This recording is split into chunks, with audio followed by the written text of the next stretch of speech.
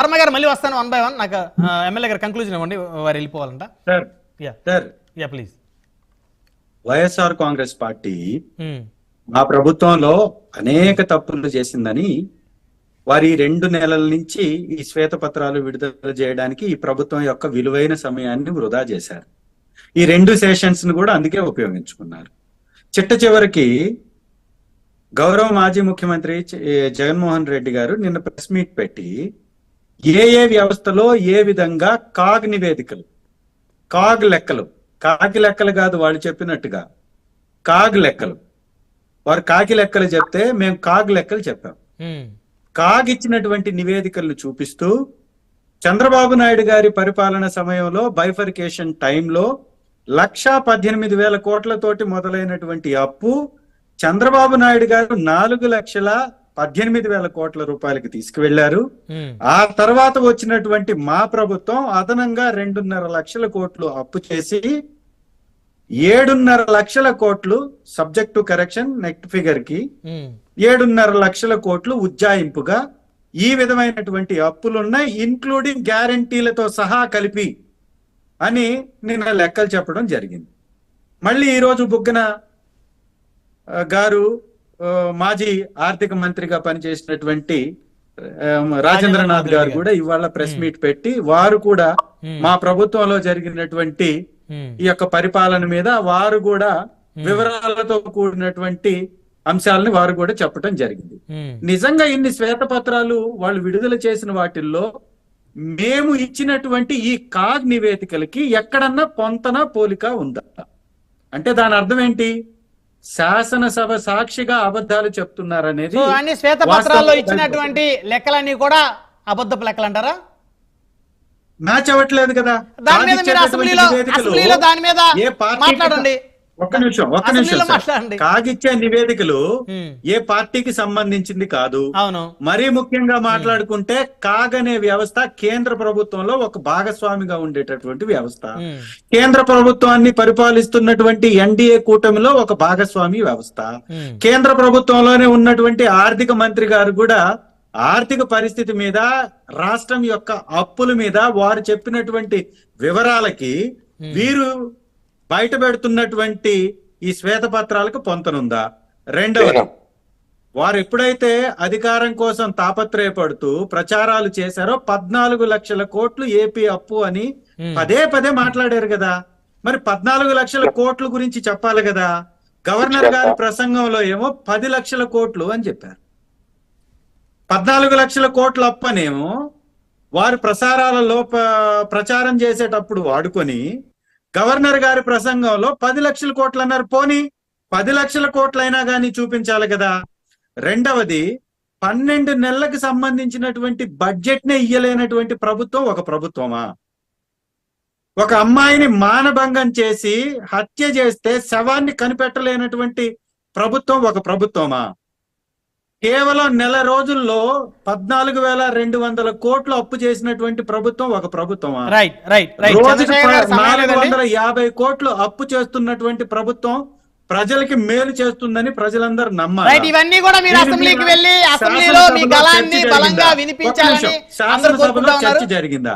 రెండవది, అసెంబ్లీలో వినిపించాల్సినటువంటి వాయిస్ ఆరోపణలు చేశారు. అసెంబ్లీలో వినిపించాల్సిన వాయిస్ కేవలం చర్చా వేదికలోనే వైసీపీ నేతలు మాట్లాడుతూ ఉన్నారు. జగన్మోహన్ రెడ్డి గారు సైతం కూడా అసెంబ్లీలో మాట్లాడకుండా కేవలం ప్రెస్ మీట్ ముందు మాత్రమే మాట్లాడుతున్నారని చాలా మంది కూడా వారి అభిప్రాయాలు తెలియజేసుకుంటా ఉన్నారు, ఆవేదన మాట్లాడుతున్నాం. అసెంబ్లీలో మాట్లాడడానికి అసెంబ్లీని అటెండ్ అయ్యాం, అసెంబ్లీలో గవర్నర్ గారి దృష్టికి తీసుకెళ్లాం. రేపు జరగబోయేటటువంటి శాసనసభలో ఖచ్చితంగా నిలదీస్తాం. మేమేమంటామంటే పథకాలని ఇంప్లిమెంట్ చెయ్యలేనటువంటి కూటమి ప్రభుత్వం ఒక తప్పుడు విధానాన్ని ఎంచుకుంది. రాష్ట్రంలో ఆర్థిక పరిస్థితి బాగలేదని చెప్పి పథకాలు ఇవ్వకుండా తప్పించుకునేటటువంటి ప్రయత్నం చేస్తుంది. దానిలో భాగంగా ఒక రూట్ మ్యాప్ ఏర్పాటు చేసుకొని ప్రతిపక్షాన్ని నిందిస్తూ కాలయాపన చేయాలనేటటువంటి ప్రయత్నం మాట్లాడుతున్నారో వాళ్ళ మీద దాడి చేస్తూ చంద్రశేఖర్ గారు ఇదే ఎనర్జీ ఇదే ఫ్లో అసెంబ్లీలో మీరు కొనసాగించాలని కోరుకుంటా ఉన్నాం. ఇదే ఎనర్జీ ఇదే ఫ్లో అసెంబ్లీలోకి వెళ్ళి కొనసాగించాలి, మాట్లాడాలి, ప్రజల పక్షాన మాట్లాడాలని చెప్పేసి అందరూ కోరుకుంటా ఉన్నారు. సమయం లేదు ఎమ్మెల్యే గారు, దయచేసి. ఖచ్చితంగా చేస్తాం ఆ పని, ఖచ్చితంగా చేస్తాం. ప్రభుత్వానికి కూడా సూచిస్తున్నాం.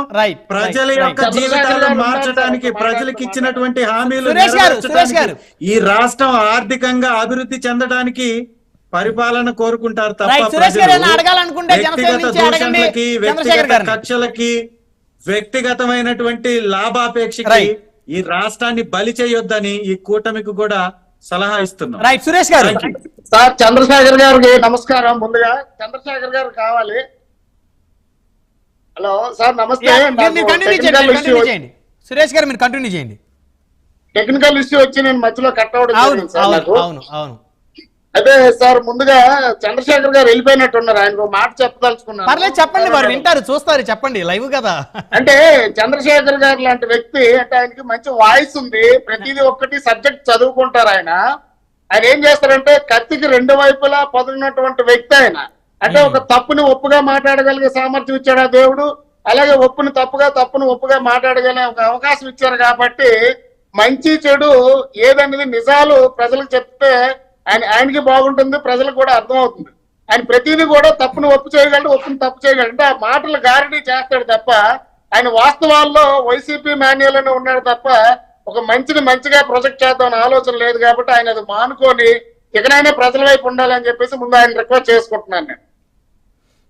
అలాగే ఇప్పుడు మీరు ఏంటంటే గత 5 ఏళ్లలో ఈ యొక్క సభలో ఏం జరిగింది, ఆ తర్వాత ఇప్పుడు ప్రస్తుత సభ గౌరవ సభ గతంలో ఉంటే ప్రస్తుతం గౌరవ సభగా అని చెప్పేసి మీరు పెట్టడం జరిగింది. అవును. యాక్చువల్ గా ఏ నాయకుడినైనా ఎవరినైనా వాళ్ళ యొక్క సభ్యులు ఎవరున్నారు వాళ్ళని గొప్పగా చెప్పుకోవడంలో తప్పు లేదండి, దానికంటూ ఒక పరిమితులు ఉంటాయి.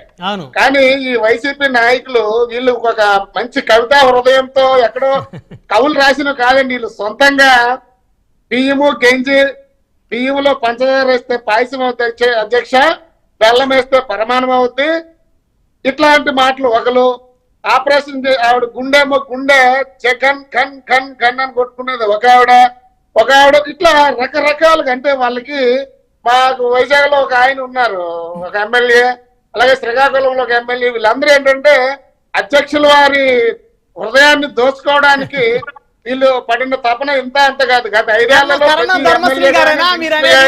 అన్నల కన్నా అన్న ఆయనే మన అన్న, అందరికీ అన్న, ఆయన ఎవరో చెప్పాలన్నా జగన్ అన్న అని చెప్పేసి ఇది హైలైట్. ఈ రోజుకి కూడా అసెంబ్లీలో ఆయన చదివిన కవిత, ఆయన రాసిన కవిత ఐ థింక్ వైజాగ్ ఎమ్మెల్యే అంటే ఆయన వైజాగ్ దగ్గర ఆయన పేరు గుర్తు రావడం లేదు. ఈ కవిత కర్ణం ధర్మశ్రీ గారు చదివారు. ధర్మశ్రీ గారు, అవునవును, ధర్మశ్రీ గారు. మా ధర్మశ్రీ గారు అసెంబ్లీలో బయట ఎక్కడ పడితే అక్కడే కవితలు చెప్తారు. అలాగే ఈ మధ్యన బయటకు కూడా తొందరగా ఆయన కడుపులో ఉన్నదంతా ఈ మధ్యన తొందరగా ఫస్ట్ కక్కింది కూడా ఆయనే. అది కాకుండా అండి నిజంగా ఈ ఆంధ్రప్రదేశ్ తెలుగు ప్రజలు తెలుగు భాష సిగ్గుపడే విధంగా ప్రవర్తించారండి. గత 5 సంవత్సరాల్లో మినిస్టర్లు కావచ్చు, ఎమ్మెల్యేలు కావచ్చు, లేదంటే వైసీపీ తరఫున టీవీల్లోకి వచ్చి వాదించే ఒక ఏమంటారు స్పోక్స్ పర్సన్స్ కావచ్చు, వాళ్ళు వీళ్ళని కాదండి, ప్రతి ఒక్కరూ ఇలా చేయడం వల్ల పెద్దలు అలా చేస్తున్నారు. కాబట్టి వైసీపీ కార్యకర్తలు, వైసీపీ కింద స్థాయి క్యాడర్ ప్రతి ఒక్కరు కూడా తెలుగు భాష అంటే ఇలాగే ఉండాలి, రాజకీయాల్లో మనం పెరగాలంటే బూతులు నేర్చుకోవాలి, కొత్త కొత్త పదాలు మాట్లాడగలగాలని చెప్పేసి ఒక సంస్కృతిని ఈ వైఎస్ఆర్సీపీ తీసుకొచ్చింది. దానికే ప్రజలు బుద్ధి చెప్పారు. కాబట్టి ఇంకా వాళ్ళ గురించి ఎక్కువ మాట్లాడడం అనవసరం. వాళ్ళకి రైట్ వర్మ గారితో మాట్లాడ